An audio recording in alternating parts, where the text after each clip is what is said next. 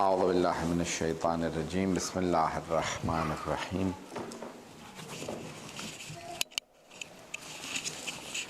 الحمد للہ الذی نور قلوب العارفین بنور معرفتہ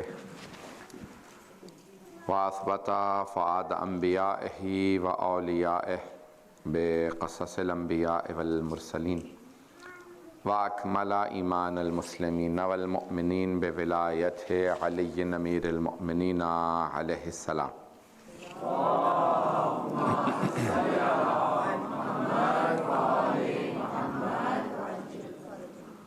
والصلاة والسلام والتحية والإكرام على أفضل الموجودات العبد المؤيد والرسول المسدد المصطفى الأمجد المحمود الأحمد أعني أبا القاسم محمد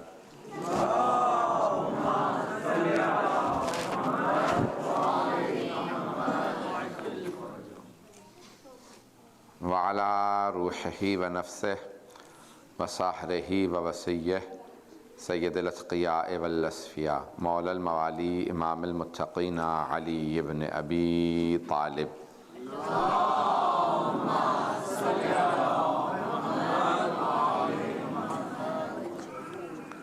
وعلى أوصيائه لا سيما بقية الله في الأرضين روحي وأرواح العالمين لتراب مقدمه الفداء واللعنة الدائمة على أعدائهم أجمعين من الآن إلى قيام يوم الدين أما بعد فقد قال الله الحكيم في كتابه الكريم بسم الله الرحمن الرحيم فأقم وجهك للدين حنيفا فطرة الله التي فطر الناس عليها لا تبديل لخلق الله ذلك الدين القيم ولكن أكثر الناس لا يعلمون صدق الله العلي العظيم صلوات اللهم صل على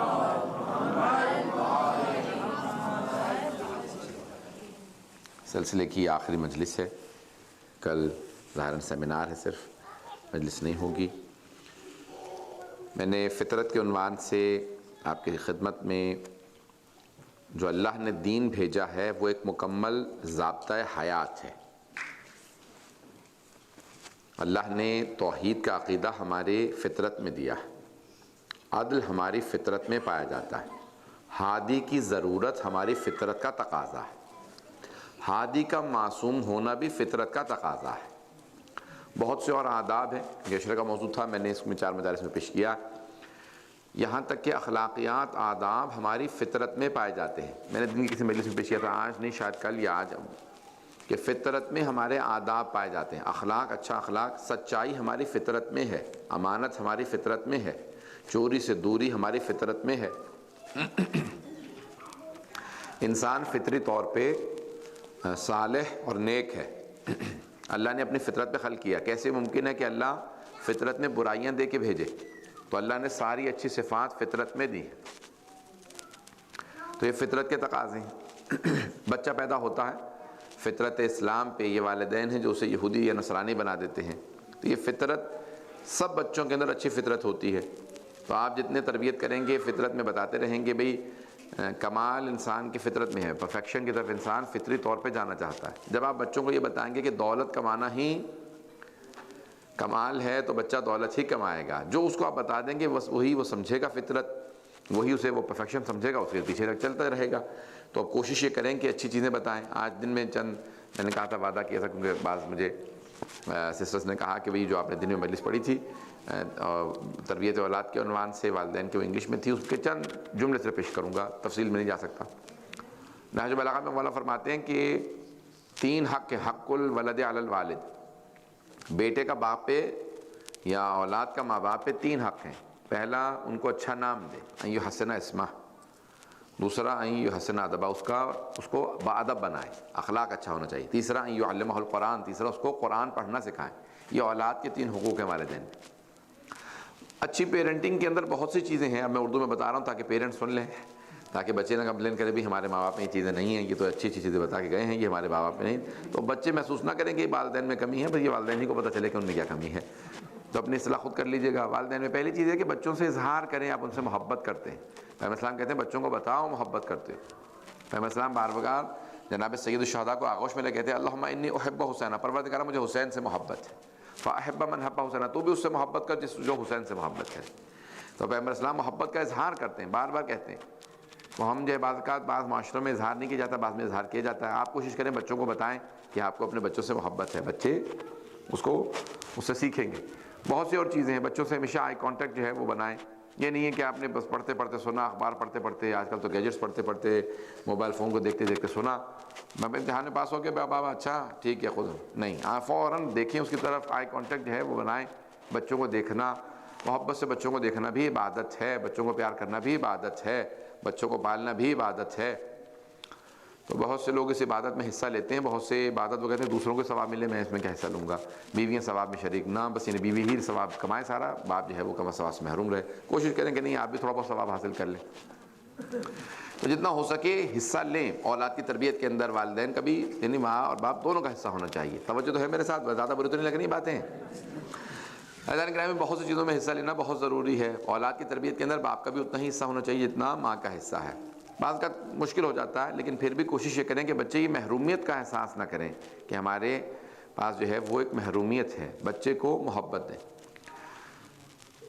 محبت جو ہے عجیب و غریب شے ہے۔ میں نے آج ایک جملہ کہا تھا کہ حکیم مرحوم یہ ہمارے بہت بڑے عالم گزرے ہیں ابن سینا، کہ ان سے کہا بھئی بتائیے ایک علاج جو ہر بیماری پہ کام آئے، تو انہوں نے کہا محبت ہر بیماری کا علاج ہے۔ تو کہا کہ اگر محبت کام نہ آ رہی ہو، ہم محبت دکھا رہے ہیں، تو کہا ڈوز بڑھا دیں اس کی، تو خود بخود وہ کام کرنے لگے گی۔ محبت ہی کی ڈوز بڑھا دیں۔ ہر انسان جو ہے محبت کا، جانور انسان محبت کا بھوکا ہوتا ہے۔ تو جتنا ہو سکے پیار محبت سے پیش آئیں، اخلاق سے پیش آئیں۔ ہمارے اخلاق ہمارے کردار کے اندر جو ہے وہ ظاہر ہونا چاہیے۔ تو مذہبی لوگ بعض اوقات اخلاق سے پیش نہیں آتے ہیں، لوگ سمجھتے ہیں کہ اگر زیادہ مذہبی ہو جائے تو پھر بالکل ہی اخلاق سے آ رہی ہے نہیں۔ ہمارے ایک دوست کو میں کہا کرتے تھے، کسی پوچھا بھی ان کو کیا ہو گیا، یہ آج کل بہت زیادہ تلخ چل رہا ہے، کہیں گے آج کل ان کو تقویٰ ہوا ہے۔ پتہ نہیں توجہ ہے یہ نہیں؟ ایسا نہ ہو کہ لوگ سمجھیں کہ زیادہ متقی ہو جائے، کوئی زیادہ کوئی انسان مذہبی ہو جاتا ہے تو بالکل تلخ، بالکل ابو سرقم تجیرہ، ایسا کہ بے انتہا تلخ ہو، بہت سخت مزاج ہو، نہ، خبردار کبھی ایسا نہ ہو۔ لوگ کہیں گے مذہبی ہو گیا، اس کا اخلاق اچھا ہو گیا، پہلے سے بہتر ہو گیا۔ یہ نہ ہو کہ بالکل تلخ ہو جائے انسان، نہ، انسان جتنا زیادہ اخلاق اس کا بہتر ہوگا، لوگ سمجھیں گے کہ ہاں واقعی مذہبی ہے۔ بھئی آپ کا عقیدہ تو آپ کے ساتھ ہے، عبادات تو آپ کے ساتھ ہے، کتنے نمازیں پڑھ رہے ہیں، لوگوں کو کیا پتہ کتنی عبادات کر رہے ہیں، یہ آپ کے ساتھ ہے۔ جو چیز لوگوں سے مربوط ہے وہ آپ کا اخلاق ہے، اخلاق اچھا رکھیں ہمیشہ۔ پیغمبر صاحب فرماتے ہیں روز قیامت سب سے جو وزنی چیز انسان کے نامہ اعمال میں رکھی جائے گی وہ اس کا اخلاق ہو۔ تو اخلاق جو ہے اپنا بہتر بنانے کی کوشش کیجیے۔ ہمارے ہاں ہمیشہ بتا دی جاتا ہے کہ جیسے درخت کی جڑیں ہیں اور شاخیں، جڑیں جو ہیں وہ اصول دین ہیں اور شاخیں فروع دین ہیں۔ اصول دین 5 ہیں، فروع دین 10۔ بھئی درخت پہ پھل بھی تو ہوتا ہے، پھل بھی تو بتائیے، صرف جڑیں اور شاخیں بتا دی ہیں۔ جڑیں اصول دین ہیں اور شاخیں فروع دین ہے، پھل کیا ہے؟ پھل اخلاق ہے۔ پتہ نہیں توجہ ہے یا نہیں؟ اب تو بالکل ہی کوئی داد نہیں مل رہی آج تو۔ آج صبح جو ہے وہ بہت زیادہ میں نے زبردستی داد لے لی ہے، شاید اب لوگوں کے لیے مشکل ہو جائے گا، لیکن میں بھی آگے نہیں بڑھوں گا، آپ لوگوں کو عادت دے کے جاؤں گا، تھوڑا بہت ہاں ہوں کرتے رہیں۔ تو انسان کا درخت پہ کوئی جڑیں اپنے پاس نہیں رکھتا، کوئی شاخیں نہیں رکھتا، پھل ہر آدمی گھر لے کے جاتا ہے۔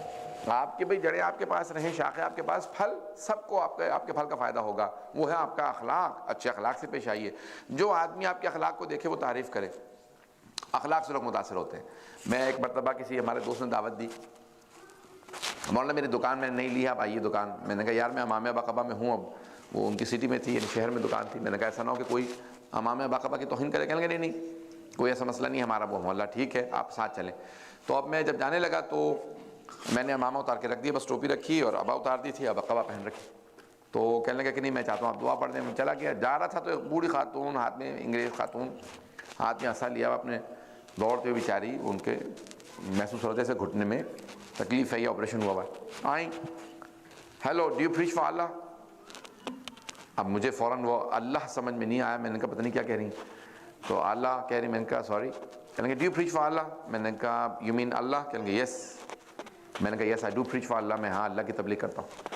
کہنے کین آئی شیک ہینڈس؟ عموماً میں ابا میں ہاتھ رکھ کے ملا سکتے ہیں، گلوز ہوں کچھ ہوں، اور میں نے کہا کہ میں معذرت چاہتا ہوں۔ کہنے کہ نہیں I only wanted to shake hands because I was in hospital recently, میں ہسپتال میں تھی، میرے گھٹنے کا آپریشن تھا۔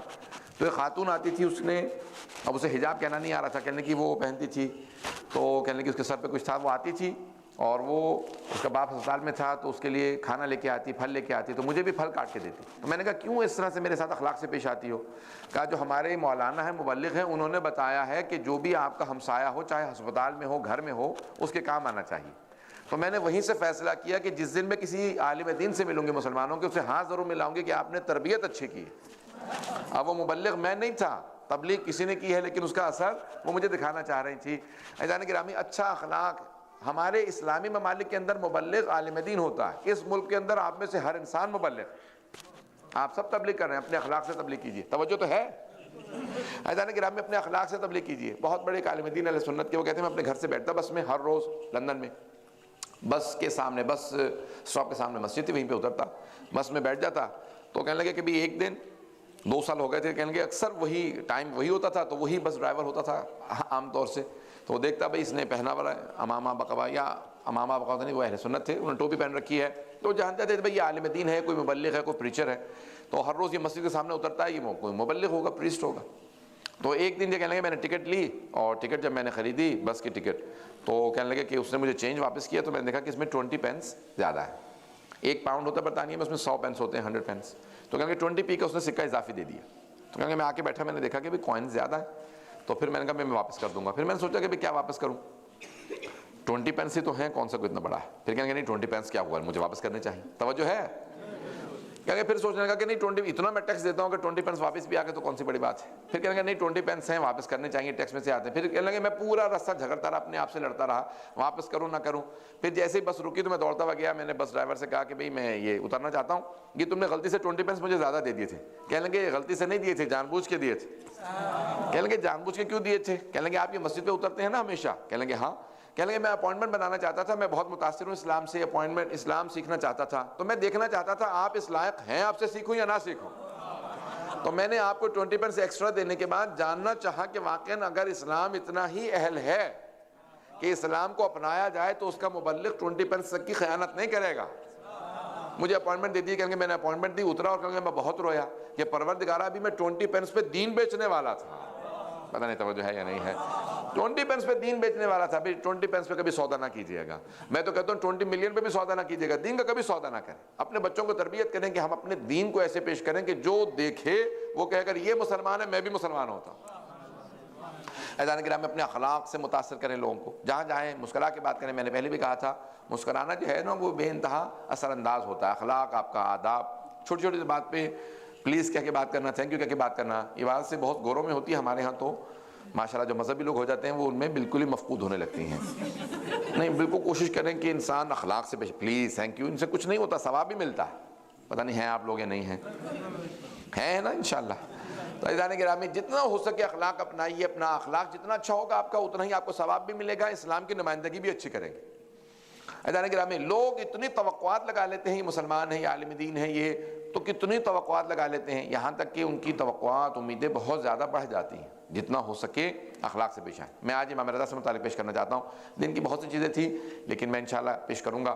امام علی بن موسیٰ رضا آج روز شہادت گزر گیا ہے، مغرب کے بعد کا وقت ہے، لیکن انہوں نے وعدہ کیا تھا پیش کریں گے. اب کل ظاہراً پہلی ربیع الاول ہو گئی، بہرحال یورپ امریکہ میں تو ہو گئی، یہاں کا مجھے پتہ نہیں. تو اب عزیزان گرامی میں پیش کرنا چاہ رہا ہوں، سنیں گے امام رضا سے متعلق.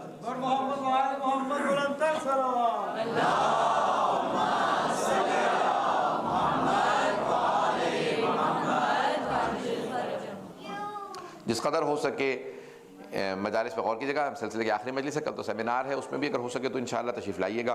آپ حضرات نے درخواست کی، میں انشاءاللہ پیش کروں گا مطالب کو. تو اب امام رضا علیہ السلام کی زندگی، جن کا سب سے بڑا لقب ہے رضا.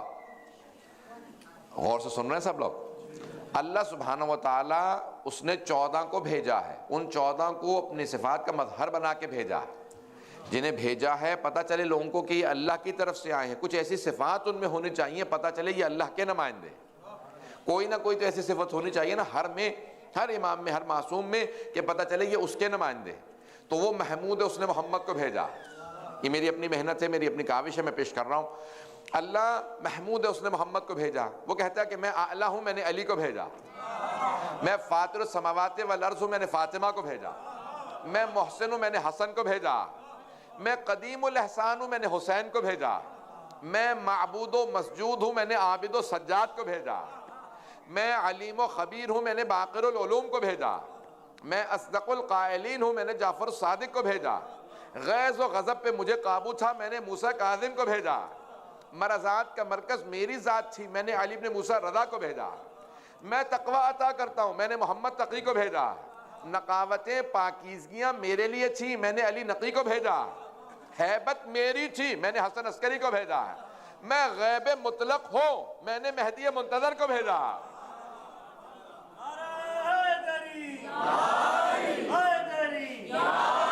محمد وآل محمد صلوات۔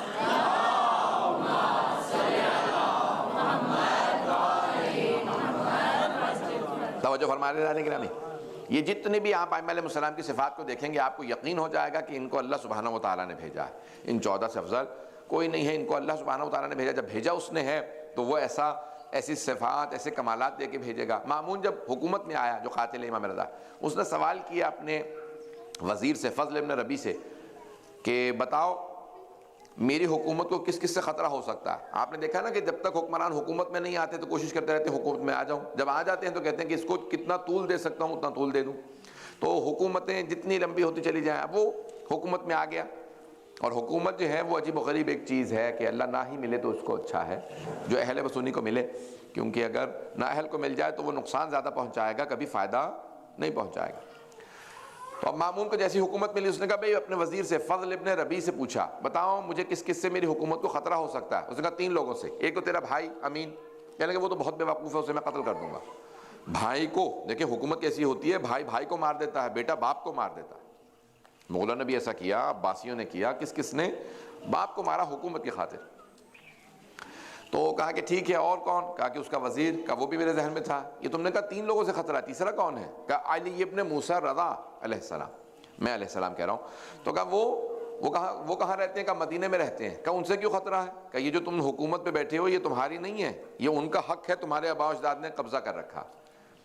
کہا کہ اچھا تو کیسے ہیں دیکھنے میں؟ کہا جو ایک مرتبہ انہیں دیکھتا ہے وہ انہی کا ہو جاتا ہے، بہت وجیح ہیں، پر ہیبت جلال، ان کا رونق، چہرے پہ بہت زیادہ نور ہے، جو ایک مرتبہ دیکھتا ہے ان کا ہو جاتا ہے۔ کہا علم کیسا ہے؟ کہا آج تک کسی نے ان سے یہ نہیں سنا کہ میں نہیں جانتا۔ توجہ ہے یا نہیں ہے؟ تھوڑا ہاں ہوں کرتے رہیے گا تاکہ مجھے پتا چلے آپ لوگ سن رہے ہیں۔ عزیزان گرامی اب ایک مرتبہ کہا کہ علم کیسا؟ کہ آج تک کسی نے نہیں سنا کہ میں نہیں جانتا۔ علم ان کا ایسا ہے کہ ہر انسان یہی سنتا ہے، ہر جو سوال کر لے، جس زبان میں سوال کرے۔ کہا اور خاندان کا رسول خدا کی نسل سے ہے؟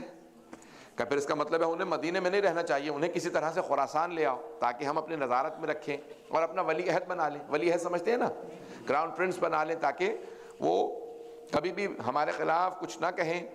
تو اب عزیزان گرامی امام رضا علیہ السلام کو مامون نے لشکر بھیجا، کہا جاؤ جا کے ان کو مدینہ سے لے آؤ۔ جب لوگ لینے کے لیے آئے تو امام رضا علیہ السلام نے اپنی بہن بھائیوں کو بتایا جمع کرنے کے بعد کہ اب میں مدینہ واپس نہیں آؤں گا، جیسے امیر المومنین جب گئے تھے تو واپس نہیں آئے جناب سید الشہداء، میں بھی واپس نہیں آؤں گا، خراسان ہی میں میرا روضہ بنے گا۔ بہن بھائی بہت روئے، امام نے کہا بہرحال پریشانی کی بات نہیں ہے، ابھی میں 2-3 سال وہاں رہوں گا، اور ایران کے اندر اگر تشیع پھیلے گا تو میری وجہ سے پھیلے گا۔ آج اگر ایران میں شیعہ ہیں تو امام رضا علیہ السلام کا صدقہ۔ سن رہے ہیں نا لوگ؟ ایک مرتبہ امام رضا علیہ السلام کو اس نے کہا کہ اماری میں چھپا کے لے کے آنا، محمل میں لے کے آنا، جیسے خواتین کو لایا جاتا تھا۔ کہا چھپا کے؟ تو لوگوں نے پوچھا چھپا کے کیوں لے کے آئے، محمل میں کیوں لے کے آئے، اماری میں کیوں؟ کہا تمہیں نے تو کہا ہے جو ایک مرتبہ دیکھتا ہے وہ انہی کا ہو جاتا، انہیں کوئی دیکھنے نہ پائے، کہ ایسا نہ ہو کہ جنہوں نے نہیں دیکھا وہ بھی ان کے ہو جائیں، اور جو دیکھنے والے ہیں ماننے والے ہیں کہیں ان کو ایک مرتبہ دیکھیں ان کا ایمان اور زیادہ ہو جائے۔ تو انہیں چھپا کے لے کے آؤ، کوئی ان سے سوال نہ کر سکے، کوئی بات نہ کر سکے، لے کے امام علیہ السلام کو چلے۔ اب آپ کو پتہ ہے کہ ایران کے اندر بے انتہا نیشنلزم ہوتا ہے، بے انتہا ابھی تک ہے، تو ایک نیشنلزم ہے ان کے اندر، ایک نسلی تعصب ہے۔ سارے ایرانی جمع ہو گئے دیکھنے کے لیے 8ویں امام کو۔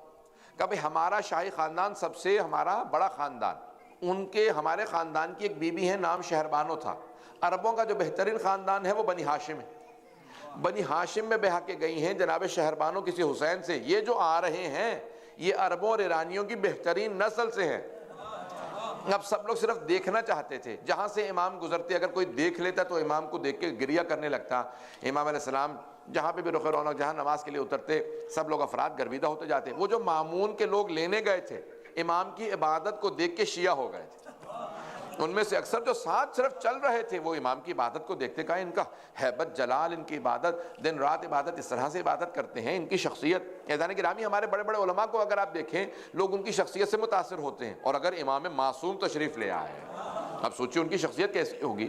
تو اب مامون نے جتنے لوگوں کو بھیجا وہ سب کے سب امام کے معتقد ہو گئے، امام پہ ایمان لے کے آ رہے تھے، لیکن سب تقیہ میں تھے، اپنا ایمان چھپا رکھا تھا، کوئی اظہار نہیں کرتا تھا، مامون کو پتہ چل گیا تو ہمیں قتل کروا دے گا، تو اب سب خاموش تھے۔ امام چلے، ایک مرتبہ نیشا پور کے مقام پہ پہنچے، حدیث سلسلۃ الذہب سن رکھی ہوگی سب لوگوں نے، سب بولیے کہ ہاں یا نہ، سناؤں یا نہ سناؤں؟ سنا دوں، چلیں سن لیجیے جلدی سے، بہت تیزی سے پیش کروں گا۔ نیشا پور میں 16,000 محدثین، 16,000 محدثین، ایکسپرٹس آف حدیث موجود تھے، زیادہ تر اہل سنت تھے، زیادہ تر سنی تھے، شیعہ نہیں تھے۔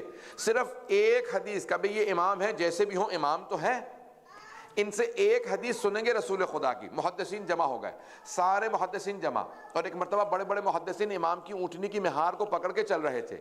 جیسے امام نیشا پور کے خاص مقام پہ پہنچے جہاں پہ قدم گاہ ہے آج، امام پہنچے تو سارے محدثین نے کہا فرزند رسول ایک حدیث اپنے جد رسول خدا سے بیان فرما دے۔ امام نے اب مالی کا پردہ کھولا، رخ نورک باہر نکالا، جیسے چہرہ باہر دیکھا امام علیہ السلام کا تو سارے محدثین رونے لگے کہ ہم نے اپنی زندگی میں اتنا پرنور چہرہ نہیں دیکھا۔ امام علیہ السلام نے کہا میں اپنے بابا موسیٰ کاظم سے بیان کرتا، میرے بابا میرے دادا جعفر صادق سے بیان کرتے ہیں، میرے دادا اپنے والد محمد باقر سے بیان کرتے ہیں، پتہ نہیں توجہ ہے یا نہیں، وہ اپنے والد زین العابدین سے بیان کرتے ہیں، وہ اپنے والد سید امام حسین سے بیان کرتے ہیں، سید الشہداء سے بیان کرتے ہیں، وہ اپنے والد علی بن ابی طالب سے، وہ رسول خدا سے کہ جبرائیل نے کہا کہ اللہ سبحانہ و تعالیٰ کہتا، یعنی حدیث قدسی ہے۔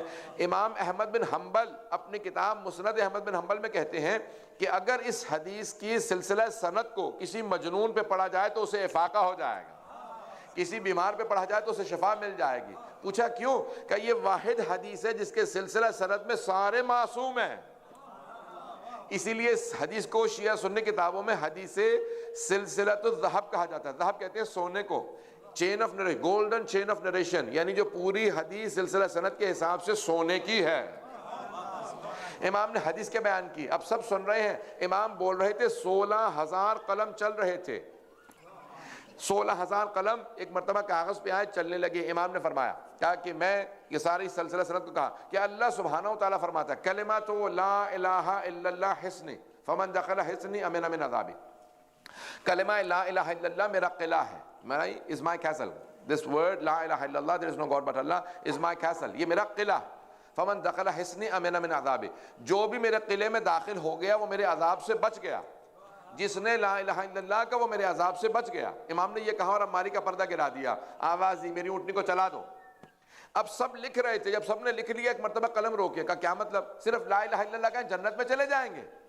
جب سب کو لمحہ فکریہ دیا، کچھ فوڈ فار تھاٹ دیا، جب سب سوچنے پہ مجبور ہوئے صرف لا الہ الا اللہ سے، ارے یہ امام خود فرما رہے ہیں کہ لا الہ الا اللہ کہو گے اللہ کے عذاب سے بچ گئے۔ امام نے کہا رک جاؤ، ایک مرتبہ دوبارہ مالی کا پردہ ہٹایا، امام نے کہا بے شروطہا، اس لا الہ الا اللہ کی کچھ شرائط ہیں، کچھ کنڈیشنز ہیں، وَأَنَا مِن شُرُوطِهَا، لا الہ الا اللہ کی شرائط میں سے ایک شرط، میں علی بن موسیٰ رضا ہوں، میں خود اس کی شرائط میں لا الہ الا اللہ کی شرائط میں ہوں، نہیں ہے مجمع گھبرایا بیٹھا ہے۔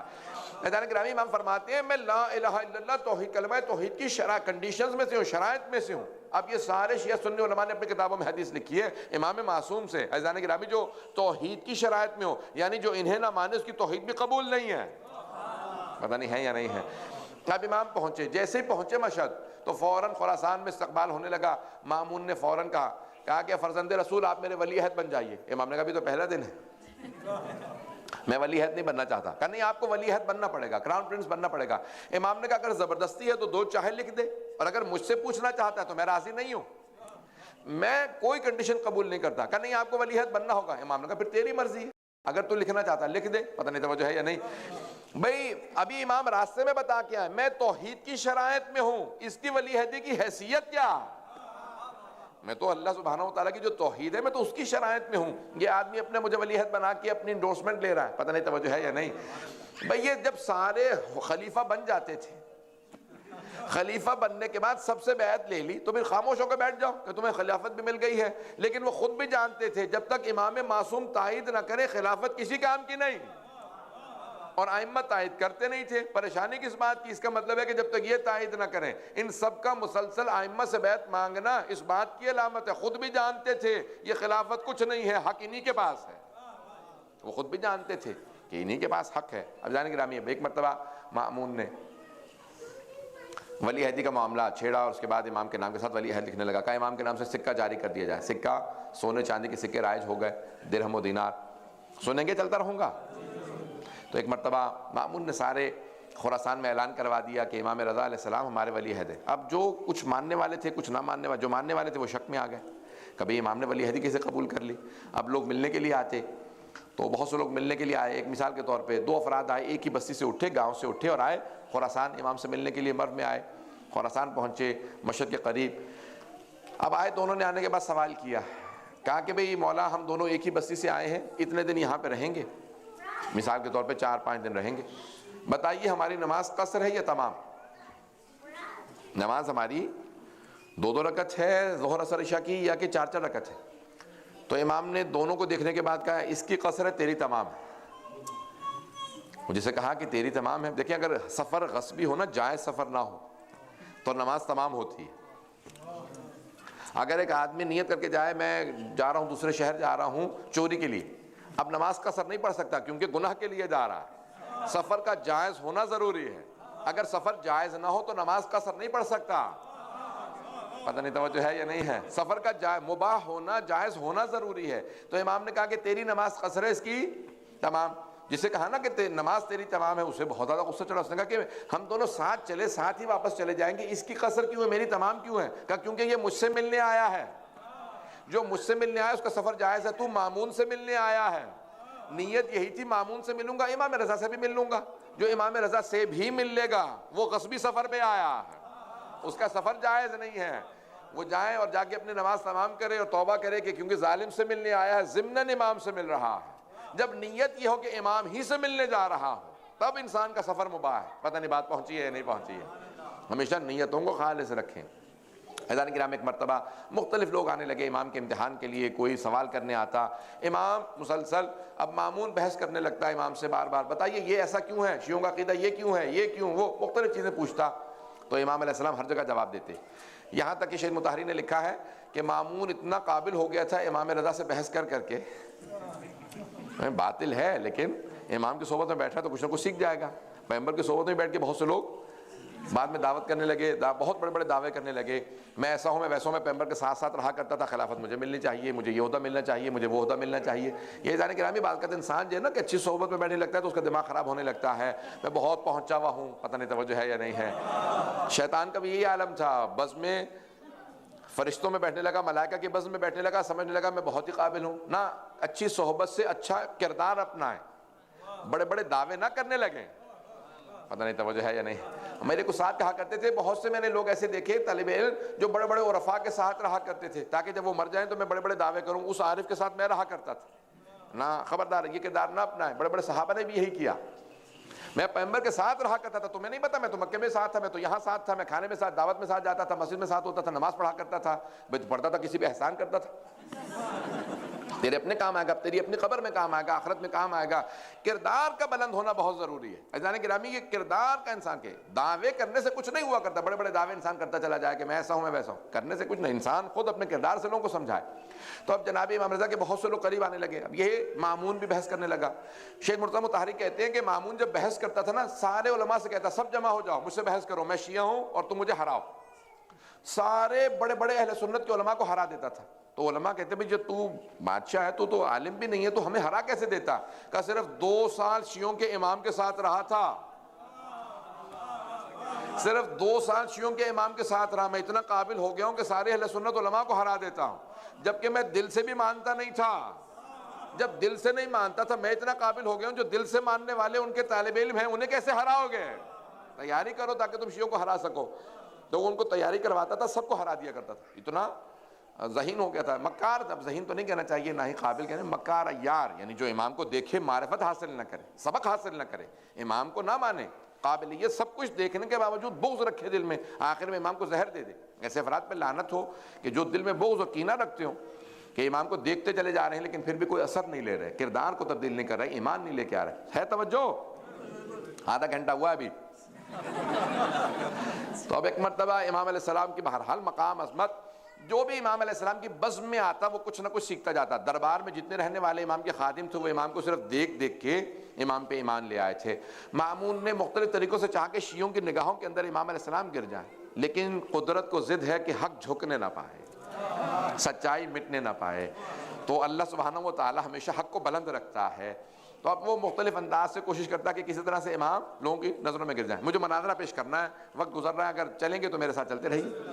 تو جانے گرامی اس نے کیا کیا، ایک مرتبہ قحط پڑا ہوا تھا مشہد میں، تو اس نے سب کو جمع کیا اور جو ماہرین موسمیات تھے، سمجھتے ہیں جو ایکسپرٹس ہوتے تھے، بتاتے تھے بارش ہوگی نہیں ہوگی، کا قحط ہے، ڈراؤٹ ہے، بارش ہوگی نہیں ہوگی. سب نے کہا اس سال بھی بارش نہیں ہے، یہ بھی سوکھے کا سال ہے، اس سال بھی بارش نہیں ہوگی. اس نے کہا پھر اطمینان کر لو کہ نہیں، ہم یقین سے کہہ رہے ہیں. سب مطمئن ہو کہ ہاں ہم سب کہہ رہے ہیں بارش نہیں ہوگی. کہا بہت ہی اچھا، اب امام رضا کا امتحان ہوگا، بارش تو ہونے والی ہے نہیں، بارش نہیں ہوگی، وہ اپنے شیعوں کی نظروں میں گر جائیں گے. جاؤ ہماری طرف سے کہہ دو کہ وہ نماز استسقاء پڑھیں. استسقاء نماز استسقاء ہے، بارش کے لیے نماز پڑھی جاتی ہے. 2 رکعت نماز مستحب ہے، بارش مانگنے کے لیے 2 رکعت نماز استسقاء پڑھی جاتی ہے. یہ آج کل کے موسمیات کے ماہرین کی طرح سے نہیں تھے کہ مشینوں پہ چلنے والے ہوں اور پھر بھی حساب کتاب غلط کر کے بتا دیں، کہیں گے کل بارش ہوگی اور نہیں ہوتی، اور بعض کا کہتے تھے نہیں ہوگی اور ہو جاتی ہے.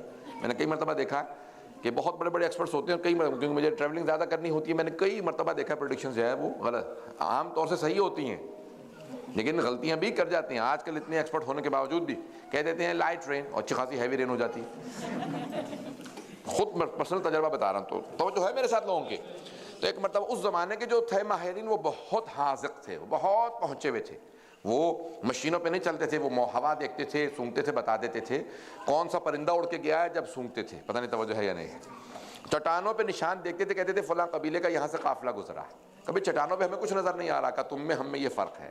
کھوج لگانے والے، فوجی نہیں، کھوج لگانے والے بڑے بڑے ماہر تھے، بڑے ہوا صرف دیکھتے سنتے آواز بتا دیتے.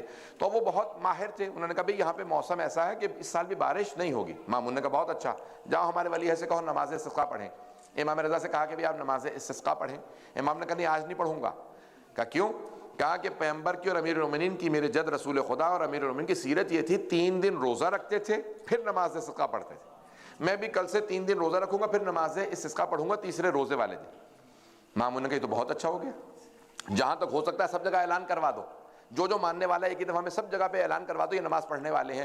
پورے خراسان میں، پورے اس پروونس کے اندر اعلان ہو گیا، بستی بستی قریہ قریہ اعلان ہونے لگا امام رضا نماز استسقاء پڑھیں گے. اب کیا ہوا، جو ماننے والے تھے وہ اس لیے آ گئے کہ امام پڑھ رہے ہیں، جو نہیں ماننے والے تھے وہ اس لیے آ گئے کہ بھئی یہ پڑھ رہے ہیں ہم ان کو تانے دیں گے. پتہ نہیں بات پہنچ رہی نہیں پہنچ رہی. یہ تانے دینا کوئی نئی بات نہیں ہے، یہ پرانی عادتیں ہیں لوگوں کی.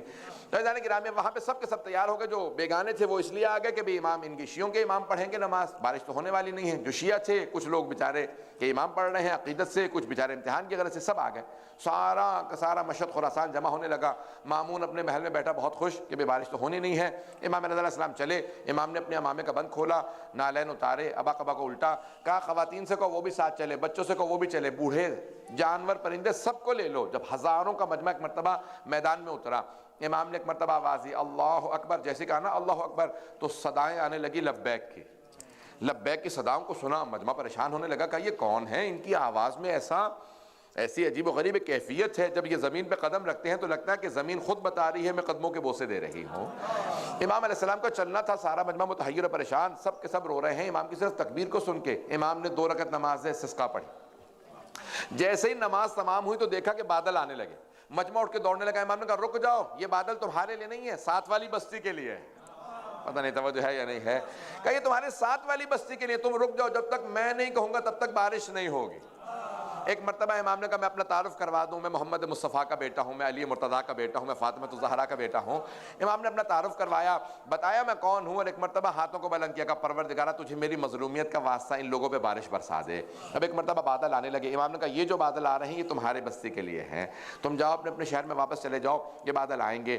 اب ایک مرتبہ بہت تیز سے گرج ہونے لگی اور بادل کڑکنے لگے اور فوراً برسنے لگے. جب برسنے لگے تو فوراً مامون نے کہا بھئی تم سب نے تو کہا تھا بارش نہیں ہونے والی، یہ بارش ہو گئی. تو ان سب ماہرین موسمیات نے کہا ہم خدا کی قسم کھا کے کہتے ہیں بارش نے نہیں ہونا تھا، یہ علی بن موسیٰ رضا کی دعا کا اثر ہے.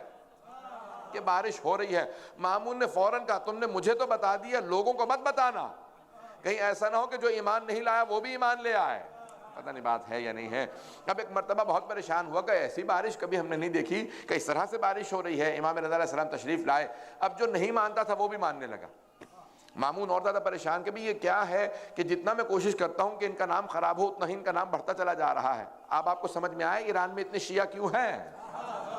یہ امام رضا کا صدقہ ہے۔ تو اس نے کہا تمام ادیان عالم، میں مناظرہ پیش کر رہا ہوں امام رضا صاحب کا، سنیں گے؟ کوشش کروں گا 10 منٹ میں مکمل کر دوں اگر ہو سکا، نہیں تو 5-10 منٹ زیادہ اگر ہوگا تو معذرت چاہوں گا۔ گرامی اس مرتبہ اس نے کہا تمام ادیان ہیں، جتنے دنیا کے بڑے بڑے ریلیجن ہیں اس زمانے میں، کہا تمام کے سب سے بڑے علماء کو دعوت دو ہماری طرف سے، وہ سب آ جائیں، اور آنے کے بعد امام سے بحث کریں، مباحثہ کریں، ڈیبیٹ کریں، ڈسکشن کریں، اور کسی طرح سے کوئی ایک انہیں ہرا دے، بس ہمارا کام ہو جائے گا۔ میں تمام شیعوں کو پوری زندگی تانے دوں گا کہ دیکھو تم جس امام کو مانتے وہ ڈیبیٹ میں ہار گئے۔ اب وہ اپنے طور پہ تیاری کر رہا تھا، اور کہا کانوں کان خبر نہ ہونے دینا امام رضا علیہ السلام کو۔ میں نے پہلے بھی عرض کیا تھا، ہم ایسے کوئی امام ہی نہیں مانتے جسے پتہ نہ ہو کہ دیوار کے پیچھے کیا ہے۔ ہم ایسے کوئی امام نہیں مانتے جسے چاولوں کے نیچے گوشت نظر نہ آ رہا ہو، نام نہ کہلائیے گا خدا رہا۔ تو اب بہت سے ایسے افراد کے جو کہتے تھے کہ بھئی مجھے خانہ کعبہ میں نظر آ جاتا ہے، میں یہاں پہ بیٹھا وہ دیکھ لیتا ہوں، انہوں نے کہا بھئی چاولوں کو تو نیچے گوشت نظر نہیں آتا، خانہ کعبہ تم دیکھ لیتے ہو یہاں پہ سے بیٹھے۔ تو پتہ نہیں اب یہ میں پہنچ گئی ہو تو پہنچ گئی ہو بات۔ تو عزیزان گرامی ہم ایسے کوئی امام مانتے ہیں جو بتا سکتا ہے کہ کیا کیفیت ہے۔ مامون نے کہا کہ تمام جتنے ادیان عالم ہیں ان کے سب سے بڑے علماء کو بلا لو۔ یہودیوں کے رأس الجالوت کو چیف رہبر کو بلایا گیا، عیسائیوں کے کرسچنز کے اسقف اعظم کو جو آرچ بشپ تھا اس کو بلایا گیا، ہندوؤں کے ہربس کے جتنے بھی بدھ مت کے ماننے والے تھے، ستارہ پرست سے جو اسٹار ورشپر سے، جو فائر ورشپر سے، جو زرتشت تھے، سب کے جتنے بڑے بڑے علماء تھے سب کو بلایا۔ کہا اکیلے مت آنا، کتابیں لانا، تیاری کر کے آنا، اپنے شاگردوں کو ساتھ لے کے آنا، بہت تیاری کر کے آؤ۔ اب لوگ کہنے لگے بھئی یہ سب آئے ہیں، یہ تو اپنی اپنی زبانوں میں بات کریں گے۔ مامون کے تو اور بھی اچھا ہے انہیں سمجھ میں نہ آئے، جب وہ جواب نہیں دے پائیں گے یہی ہماری جو ہے وہ فتح ہو جائے گی۔ بہت خوش ہوا جب سب جمع ہو گئے مامون کے دربار میں، تو اس نے ایک آدمی سے کہا جاؤ جا کے ہمارے ولی عہد کو بلا لاؤ۔ اب وہ جو بلانے جا رہا تھا وہ امام کا شیعہ تھا، وہ دل سے شیعہ ہو چکا تھا لیکن تقیہ میں تھا، بتاتا نہیں تھا کہ میں شیعہ ہوں۔ بہت گھبراتا ہوا پہنچا، کہا فرزند رسول آپ کو مامون نے بلایا۔ امام نے کہا بلایا مجھے ہے، گھبرایا ہوا تو ہے، کیا معاملہ ہے؟ کہا نہیں فرزند رسول وہاں وہ مناظرہ کرنے کے لیے تمام ادیان عالم کے علماء جمع ہو گئے۔ امام نے کہا اگر علماء جمع ہو گئے تو کیا تجھے اپنے امام کے علم پہ شک ہے؟ اپنے امام کے علم پہ شک ہے؟ اس نے کہا نہیں مولا آپ کے علم پہ شک نہیں ہے، لیکن یہ جو مناظرہ کرنے والے ہیں نا، یہ جو ڈیبیٹ کرنے والے ہوتے ہیں، یہ گھما پھرا کے سوال ایسے کرتے ہیں، سوال کچھ ہوتا ہے جواب کچھ بنتا ہے۔ امام نے کہا سن، جب میں ہر عالم کو اسی کی کتاب سے اسی کی زبان میں جواب دوں گا تو چہرہ میرا نہیں مامون کا دیکھنے والا ہوگا۔ بات واضح ہو رہی ہے عزیزان کرام؟ سنیں گے مناظرہ یا مثالیں اگر کہیں تو؟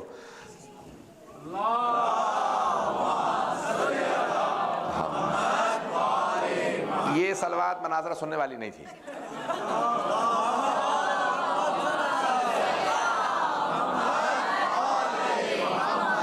وعجل فرجہ۔ تو ایک مرتبہ امام رضا علیہ السلام نے کہا کہ بھئی تو عراق کا رہنے والا ہے، ذرا بتا یہ معاملہ کیا ہے، تم کیا سمجھ رہے ہو، میرے شیعہ کیا سمجھ رہے ہیں کہ مامون نے مناظرہ کیوں رکھوایا ہے؟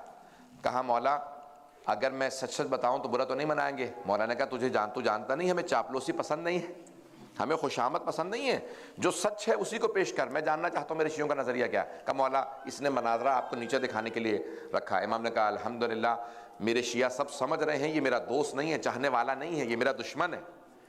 میں چاہتا ہوں میرے شیعوں کو معرفت ہو کون میرا ماننے والا ہے، کون میرا دشمن ہے۔ پتہ نہیں بات واضح ہے یا نہیں ہے؟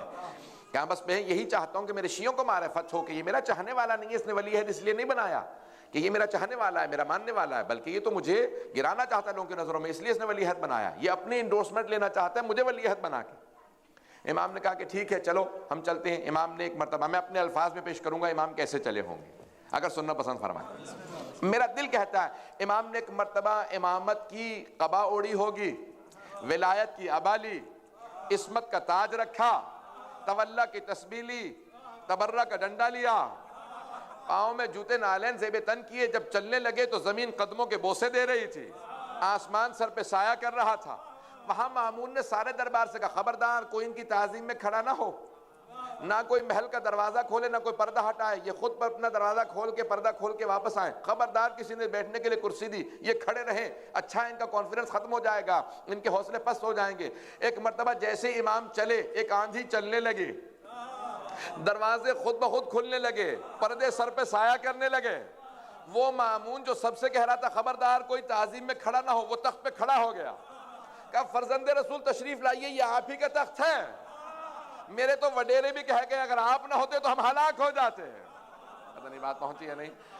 ایک مرتبہ سارا دربار کھڑا ہو گیا، جیسے گریبان میں کسی نے ہاتھ ڈال کے سارے مجمع کو کھڑا کر دیا ہو۔ امام تشریف لائے، کہا فرزند رسول یہاں پہ بیٹھیں گے؟ امام نے کہا خبردار تیرے تخت سے ظلم کی بو آتی ہے، میرے لیے ممبر لگوا دے، میں ممبر پہ بیٹھوں گا۔ امام کے لیے ممبر لگوایا گیا۔ جیسے امام ممبر پہ تشریف فرما ہوئے، کہا کہ فرزند رسول یہ کچھ علماء آئے ہیں سوالات کرنا چاہ رہے تھے۔ یہ نہیں کہا میں نے دعوت دے کے مناظرے کے لیے بلایا، کیسے کیسے لوگ تھے۔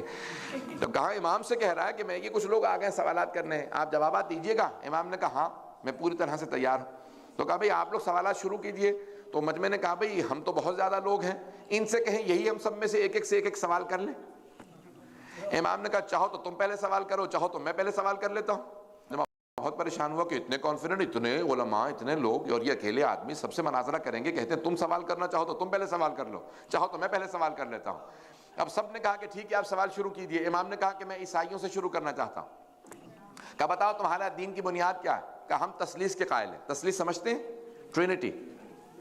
تثلیث تو سمجھتے ہیں نا سب لوگ؟ Trinity, the Father, the Son, the Holy Spirit، یعنی گاڈ یعنی اللہ ہے، خدا، اس کا بیٹا حضرت عیسیٰ، اور حضرت عیسیٰ بیٹا ہے، ابن اللہ ہے، اور روح قدس، یہ ان کا تصرف پورے دین کی بنیاد۔ تثلیث تو سمجھتے ہیں نا سب لوگ؟ بہت سے عیسائی تثلیث میں آج تک پھنسے ہیں، بہت سے مسلمان تثلیث میں پھنسے ہوئے ہیں۔ ٹرینٹی کا مسئلہ بڑا عجیب سا مسئلہ ہے۔ تو اب یہ ٹرینٹی کا مسئلہ تھا ان لوگوں کا، وہ ٹرینٹی کے ماننے والے تھے، بہت سے مسلمان بھی ٹرینٹی کے ماننے والے ہیں۔ تو اب عزیزان گرامی وہ سب کے سب آئے اور ایک مرتبہ امام کے سامنے کھڑے تھے۔ سارے عیسائی جب کھڑے تھے نا شاگردوں کے ساتھ، وہ جو آرچ بشپ تھا ان کا، جو پوپ تھا اس زمانے کا، اس نے امام کو دیکھا۔ امام نے کہا کہ ہاں میں حضرت عیسیٰ کو مانتا ہوں۔ اس مناظرے کا یہ کتاب التوحید میں ہے، ترجمہ میں نے کیا، کتاب التوحید چھپی ہے، اسی میں ترجمے میں موجود ہے۔ تو امام نے ایک مرتبہ کہا کہ اے عیسائیو تمہارا عقیدہ کیا ہے جناب عیسیٰ سے متعلق؟ کہا ہمارا عقیدہ ہے وہ ابن اللہ ہے۔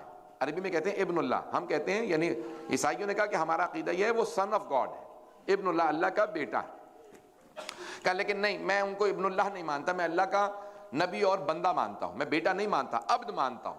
وہ کہتے تھے ہم ابن مانتے ہیں، امام نے کہا میں عبد مانتا ہوں۔ توجہ ہو، امام نے کہا میں عبد مانتا ہوں، اور امام نے کہا کہ میں ان کو نبی مانتا ہوں، حضرت عیسیٰ کو مانتا ہوں، حضرت عیسیٰ معصوم تھے، لیکن جناب عیسیٰ بس نماز روزے کے چور تھے۔ جیسے آپ خاموش ہو گئے نا، سارا مجمع بڑا پریشان ہوا، امام نے کیا کہہ دیا یہ؟ جیسے امام نے کہا نا نماز روزے کے چور تھے، تو عیسائی آرچ بشپ جو ہے وہ چیخنے لگا کہ کس نے کہا مسلمانوں کے عالم ہیں؟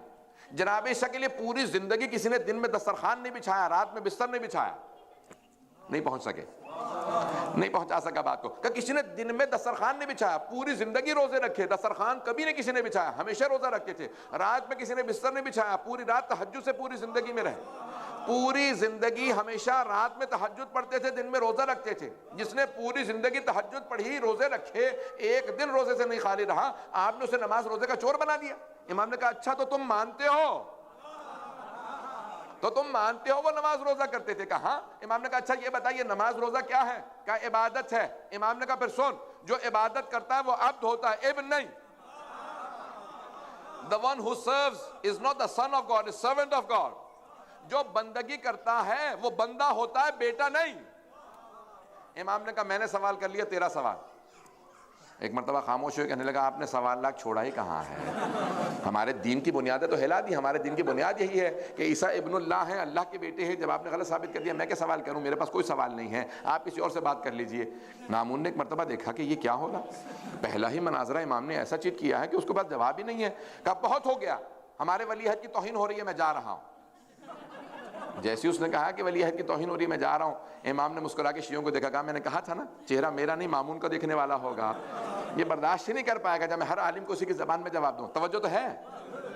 2-3 منٹ اور بس، اس سے زیادہ نہیں پیش کروں گا، پورا مناظرہ نہیں پیش کر سکتا، چند جملے سن لیجیے۔ امام نے فوراً اس کے بعد یہودیوں کا رخ کیا، کہا یہودیوں یہ بتاؤ کہ تم جناب موسیٰ تک سارے انبیاء کو مانتے ہو، بعد والے انبیاء کو کیوں نہیں مانتے؟ کہا کیونکہ بعد والے انبیاء نے ویسے معجزات نہیں دکھائے جیسے جناب موسیٰ نے معجزات دکھائے۔ امام نے کہا نہیں ایسی بات نہیں ہے، بعد والے انبیاء نے تو بڑے بڑے معجزات بھی دکھائے. عیسیٰ نے مردوں کو زندہ کیا. جناب موسیٰ کے 2 معجزات ہیں. کیا قرآن نے 2 معجزات ذکر کیے جناب موسیٰ کے؟ ایک ید بیضا، جیب میں ہاتھ ڈالتے نکالتے تھے نور نکلتا تھا. دوسرا عصا تھا، زمین پہ پھینکتے تو اژدہا میں تبدیل ہو جاتا. کہ یہ 2 معجزات یہی مانتے ہو؟ یہودیوں نے کہا ہاں ہم یہی 2 معجزات مانتے ہیں. امام نے کہا دیکھو قرآن نے بھی یہی 2 معجزات ذکر کیے، لیکن بعد والے انبیاء کے تو اس سے بڑے بڑے معجزات. جناب عیسیٰ مردے کو ٹھوکر مار کے زندہ کرتے. پیغمبر اسلام نے چاند کے 2 ٹکڑے کر دیے تھے. لیکن یہ معجزات ہم نے خود نہیں دیکھے، یہ تو ان کے ماننے والوں نے بتائے. اس یہودی نے، چیف رہبائی نے کہا جو راس الجالوت. امام نے کہا اچھا تو جناب موسیٰ کے معجزات تو نے خود دیکھے؟ سن رہے ہیں؟ امام نے سوال کیا بھئی جناب موسیٰ کے معجزات تو نے خود دیکھے؟ کہ نہیں خود تو نہیں دیکھے، لیکن مستند کتابوں میں آئے ہیں، اتھینٹک بکس میں آئے. امام نے کہا اچھا تو اگر مستند کتابوں سے میں بعد والے انبیاء کے معجزات بھی بتا دوں تو مان لے گا؟ اس نے کہا ہاں مستند کتابیں، لیکن آپ کے نزدیک نہیں، ہمارے نزدیک مستند ہو. توجہ ہو کہ آپ کے نزدیک نہیں، آپ اپنی اتھینٹک بک سے دے تو میں تو مانتا نہیں کتابوں کا. امام نے کہا نہیں تیری ہی اتھینٹک بک سے حوالہ دوں گا. کہا ذرا بتا تمہارے نزدیک سب سے اتھینٹک بک کون سی ہے، سب سے مستند کتاب کون سی ہے؟ کہا توریت. ہمارے نزدیک چھوڑا سب سے مستند ہے. امام نے کہا ذرا مجمع کو بتا میری توریت کی تلاوت کیسی ہے، ذرا کتاب کھول. وہ بہت دور کھڑا تھا، اس نے توریت کھولی. امام نے ہیبرو زبان میں، عبرانی زبان میں توریت کی تلاوت شروع کی. جب آدھا صفحہ امام نے پڑھ لیا اس نے کتاب کو بند کیا. کہا کہ آپ وہاں منبر پہ بیٹھے ہیں، میں یہاں کھڑا ہوں، یہ آپ کو پتا کیسے چلا میں نے صفحہ کون سا کھولا؟ امام نے کہا اگر دیکھ کے بتاؤں تو حجت خدا کیسا؟ کہا بغیر دیکھے بتاتا تو نے صفحہ کون سا کھولا؟ کہا ایھا الناس. امام نے کہا ذرا مجمع کو بتا میری ہیبرو کیسی ہے، توریت کی تلاوت کیسی ہے؟ کہا ایھا الناس لوگوں میں گواہی دیتا ہوں یہ توریت کو مجھ سے بہتر جانتے ہیں، انہیں حفظ بھی ہے اور یہ بہتر جانتے بھی ہیں، ان کی قرات تلاوت مجھ سے بہتر ہے. عزیزان گرامی امام نے کہا ذرا اب چیپٹر کھول، تم نے کہا کہ تمہاری کتاب سے حوالہ دوں. امام نے کہا ذرا چیپٹر کھول، سورہ کھول. سورہ کا نام ہے حبقوق، آیت 11 سے لے کے 19 تک دیکھ، میں تلاوت کر کے بتاتا ہوں، حوالہ دیتا ہوں. جب میں ترجمہ کر رہا تھا نا تو آدھی رات گزر چکی تھی. آفٹر مڈ نائٹ میں بیٹھا ہوا تھا رات کو، میری عادت ہے رات کو زیادہ فری ٹائم ہوتا ہے تو رات میں ترجمہ کر رہا ہوں. لکھ رہا تھا تو میں بہت زیادہ پریشان ہوا کہ بھئی قرآن غیر محرف ہے، قرآن میں تحریف نہیں ہوئی، قرآن ریمینز انچینج انالٹرڈ. لیکن یہ جو توریت زبور انجیل ہے وہ تو تبدیل ہو چکی ہیں. 1250 سال پہلے امام کا مناظرہ ہے. ایسا تو نہیں ہے کہ جو امام نے حوالہ دیا ہو وہ توریت میں آج ہو ہی نہیں. آپ تو ایسے پریشان ہو گئے میں آپ سے بحث کر رہا ہوں، مناظرہ آپ سے نہیں ہے، یہ حوالہ میں پیش کر رہا ہوں. امام علیہ السلام نے حوالہ کون سا دیا؟ عزیزان گرامی میں اسی رات میں فوراً gospel.com پہ گیا. میں نے جا کے وہ کئی زبانوں میں، آپ جا کے دیکھیں گے نا کئی زبانوں میں gospel.com میں توریت زبور انجیل موجود ہیں. میں نے gospel.com پہ فوراً وہ عربی کی عبارت کو، عربی فوراً کھولی، عربی کی عبارت کو ٹائپ کیا. وہ امام نے جو 1250 سال پہلے حوالہ دیا تھا وہ آج بھی موجود تھا. ہم ایسے امام کے ماننے والے ہیں جن کی نگاہیں دیکھتی ہیں جب توریت کو تبدیل کر دیا جائے گا، تحریف کے بعد کون سا حوالہ باقی رہے گا، کون سا حوالہ نکال دیا جائے گا. وہ حوالہ جو آج تک نہ نکالا گیا ہو امام نے وہ حوالہ پیش کیا. اوروں کے امام اور ہیں، ہمارے امام معصوم ہیں. امام نے وہ حوالہ اس وقت پیش کیا. ایسا کہ ہمیں جب میں پڑھ رہا تھا، لکھ رہا تھا، میں نے آج یقین میں نے آپ کے سامنے پیش کر رہا ہوں. امام علیہ السلام نے حوالہ دیا. امام نے کہا سن وَتَجَلَّى رَبُّكَ، میں عربی میں بھی پیش کروں گا، امام نے ہیبرو میں کہا ہے لیکن میں انگلش میں ترجمہ پیش کروں گا، اردو میں بھی ترجمہ پیش کروں. سنیں گے؟ وقت تو تمام ہو گیا، اگر چلیں گے تو 2-4 منٹ اور چلیں. اب آپ کا کل ورکنگ ڈے ہے. وہ کہہ رہے ہیں کوئی بات نہیں، ان دونوں حضرات کو پکڑ لیجیے جو آگے بیٹھے ہوئے ہیں. تو اب یہ سب کے سب میں بحث کو مکمل کر رہا ہوں، سارا میں ناظرہ نہیں پڑھوں گا. ایک مرتبہ امام نے کہا ذرا سورہ حبقوق کو کھول، آیات 11 سے لے کے 19 تک دیکھ، میں تیرے سامنے تلاوت کرتا ہوں، ذرا مجمع کو بتا تلاوت صحیح ہے اور جو حوالہ دے رہا ہوں وہ مستند ہے یا نہیں ہے. اس نے ایک مرتبہ حبقوق کو کھولا کہ کتاب تو ہماری ہے. امام نے کہا وَتَجَلَّى رَبُّكَ، اور تمہارے رب نے and your Lord sent his manifestation وحی کو نازل کیا علی طور سینا on Mount Sinai. کہا ذرا بتا طور سینا پہ، ماؤنٹ سینائی پہ کس پہ وحی نازل ہوئی تھی؟ کہ واضح سی بات ہے، ہر کتاب میں ہے، جناب موسیٰ پہ طور سینا پہ وحی نازل ہوئی. امام نے کہا ذرا آگے چل، لکھا ہوا علی جبل السعیر on Mount Sire، انگریزی ترجمہ تھا ماؤنٹ سائر. کہا اللہ کہتا ہے کہ اور جبل سعیر پہ اللہ وحی کو نازل کرے گا. ذرا یہ بتا جبل سعیر پہ کون سے نبی پہ وحی نازل ہوئی ہے؟ یہودی رہبائی نے، چیف رہبائی نے کہا میں نہیں جانتا. امام نے کہا کتاب تو تمہاری ہے، کیا ذہن میں نہیں ہے اس وقت کس نبی پہ وحی نازل ہے؟ امام نے فوراً عیسائیوں کا رخ کیا. کہا اے عیسائیوں، ذرا بتاؤ کیا تمہارا عقیدہ نہیں ہے کہ نبی عیسیٰ پہ جبل سعیر پہ وحی نازل ہوئی تھی؟ کہ آن ماؤنٹ سائر جناب عیسیٰ پہ ماؤنٹ سائر پہ جبل سعیر پہ وحی نازل ہوئی تھی؟ کہ ہاں ہمارا یہی عقیدہ ہے کہ جناب عیسیٰ پہ جبل سعیر پہ وحی نازل ہوئی تھی۔ کہ عیسائیوں تم کہتے ہو کہ تم مستند کتاب کا حوالہ مان لو گے، کتاب تمہاری، سورہ تمہارا، آیت تمہاری، حوالہ عیسیٰ کا۔ کہ میں نے تمہاری کتاب سے حوالہ دیا ہے۔ اب عیسائی وہ سارے کے سارے یہودی پریشان ہونے لگے، سارے ادیان پریشان کہ امام یہودیوں کیسے حوالہ؟ امام نے کہا آگے بڑھو، آیت نمبر 18-19 میں دیکھو، اور آخری نبی پہ وَتَجَلَّى رَبُّكَ عَلَى جَبَلِ فَارَان and your Lord will send his manifestation on Mount Paran۔ جبل فاران کا ترجمہ کیا تھا؟ ماؤنٹ پیرن، انگریزی ترجمہ ہے ماؤنٹ پیرن کا۔ جبل فاران پہ بتاؤ کس پہ وحی نازل ہوئی؟ پریشان کا نہیں ہم نہیں جانتے۔ امام نے سارے مجمع کو مخاطب کر کے کہا کہ جانتے ہو جبل فاران کون سے پہاڑی سلسلوں کا نام ہے؟ تو سب نے کہا مکے کے پہاڑی سلسلوں کو جبل فاران کہا جاتا ہے۔ کہ اسی جبل فاران میں غار ہے جسے غار ہرا کہا جاتا ہے۔ وہ ہمارے نبی ہیں جنہوں نے کہا کہ غار ہرا میں مجھ پہ وحی نازل ہوئی۔ کہ او یہودیوں کتاب تمہاری ہے، تذکرہ ہمارے نبی کا۔ ایک مرتبہ اس نے کتاب بند کی کہ آپ کو ہماری کتاب میں کیسے معلوم کہ کہاں کہاں کون سے حوالے؟ ہماری کتاب اتنی آپ کو تفصیل سے کیسے بتائے؟ امام نے کہا ابھی رک مت، آگے بڑھ۔ لکھا ہے کہ جس طرح سے موسیٰ کے 12 وصی تھے، اس آخری نبی کے بھی 12 وصی ہوں گے۔ کہ یہ آپ کو سب کیسے پتا؟ امام نے کہا ان 12 میں سے 8واں میں ہوں، جو معجزہ تو کہے گا میں دکھاؤں گا۔ حضرت گرامی ایک مرتبہ سارے مجمع نے قرار کیا کہ اگر روئے زمین پہ کوئی حجت خدا ہے تو علی بن موسیٰ رضا ہے۔ امام علیہ السلام نے تمام وہ جو نہیں ماننے والے تھے وہ بھی ماننے لگے۔ میں آج تک جتنے یہودیوں عیسائیوں سے ملا ہوں، جب میں نے یہ حوالہ دیا ہے آج تک کوئی جواب کے ساتھ واپس نہیں آیا، کوئی جواب نہیں دے سکا۔ میں ایک مرتبہ ایک یہودی رابعہ کے ساتھ بیٹھا تھا، میں نے کہا یہ حوالہ آپ کی کتاب کا ہے؟ تو کہنے لگے you seem to know our books quite well۔ کہنے لگے آپ ہماری کتابیں کافی اچھے جانتے ہیں۔ میں نے کہا نہیں، یہ ہمارے امام نے بتایا۔ کہنے لگے کون آپ کے امام؟ میں نے کہا مشہد مقدس میں ہوتے ہیں، نام امام رضا علیہ السلام۔ عزیزان گرامی ہمارے ائمہ ایسے ہیں کہ جو کتابوں کو ایسے دیکھتے ہیں، اگر علی کہے نا میں پیشانی سے صلح پڑھ لیتا ہوں، میدان جنگ میں صرف اسے مارتا ہوں جس کی پوری نسل میں کوئی میرا ماننے والا نہ ہو، اور اگر کوئی ایسا ہو کہ جس کی نسل میں بھی ماننے والا ہو میں اسے بھاگنے دیتا ہوں کہ کہیں نہ کہیں نسل میں اس کی شیعہ آنے والا ہے۔ عزیزان گرامی ہم ایسے ائمہ کے ماننے والے ہیں، اپنے ایمان کو مضبوط کریں کہ ہم کن ائمہ کی اہل بیت کے ماننے والے ہیں۔ پتہ نہیں توجہ ہے یا نہیں ہے؟ عزیزان گرامی اب آخری جملوں کو پیش کر رہا ہوں، وقت گزر گیا ہے۔ امام رضا علیہ السلام کے جب مناظرے ہوئے تو مامون بہت زیادہ پریشان ہونے لگا۔ کبھی یہ تو جو نہیں مانتا تھا وہ بھی ماننے لگا ہے، یہ تو دوسرے ادیان تک بات چلی گئی ہے، دوسرے مکاتب فکر تک بات چلی گئی ہے۔ تو ایک دن اس نے باقاعدہ فیصلہ کیا کہ اب میں ان کو زہر دے دوں گا تاکہ یہ راستے سے ہٹ جائیں، کہیں ایسا نہ ہو کہ جو نہیں مانتا وہ بھی نہ ماننے لگے۔ بہت تیزی سے تشیع پھیل رہا تھا، اسی لیے حجج الرضویہ کا ذکر کیا جاتا ہے۔ امام رضا کے مناظرے اور ان کے حجتیں، جو بھی 8ویں امام تک آتا ہے وہ 12 تک سب کو مانتا ہے۔ جتنے شیعوں میں فرقے بنے ہیں وہ 8ویں امام سے پہلے بنے، کیونکہ ان ائمہ علیہ السلام کے زمانے میں بادشاہ ائمہ کو بولنے نہیں دیتے تھے۔ 8ویں امام کو بھی اس لیے صرف بولنے دیتا تھا کہ تاکہ امام جتنے بولیں گے کہیں ایک مرتبہ ہار جائیں، لیکن اب امام علیہ السلام نے اپنے علم سے ہر انسان کو منوا لیا تھا کہ یہی امام ہے، اور پھر کہا کہ میں 8واں ہوں اور 12 تک سب کو ماننا۔ مامون نے اپنے بیٹے کا نام رکھ دیا مہدی، مہدی عباسی ہمارے علماء کہتے ہیں، میں بھی انگریزی میں پیش کر رہا تھا۔ اس نے اپنے بیٹے کا نام رکھا مہدی۔ کہا یاد ہے رسول خدا نے کہا تھا 12 میرے وصی ہوں گے، 12واں دنیا میں عدل انصاف قائم کرے گا، وہ حکومت قائم کرے گا۔ کہا وہ یہ میرا بیٹا مہدی، اس کا نام مہدی ہے اور یہ خلیفہ بنے گا میرے بعد۔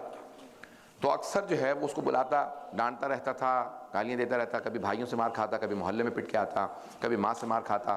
امام نے خود فرمایا، کہا دیکھو جس مہدی کے ہم ماننے والے ہیں اس کے دادا پردادا اس کی تعظیم میں کھڑے ہوتے ہیں۔ جب بھی وہ کہتا نا مہدی، امام فوراً کھڑے ہو جاتے، سر پہ ہاتھ رکھتے اور کہتے کہ اجل اللہ فرجہ، خدا جلدی اسے بھیجے، وہ عدل انصاف قائم کرے۔ اور امام کہتے فدا ہو اب اس کے دادا باپ دادا اس پہ قربان ہو جائیں۔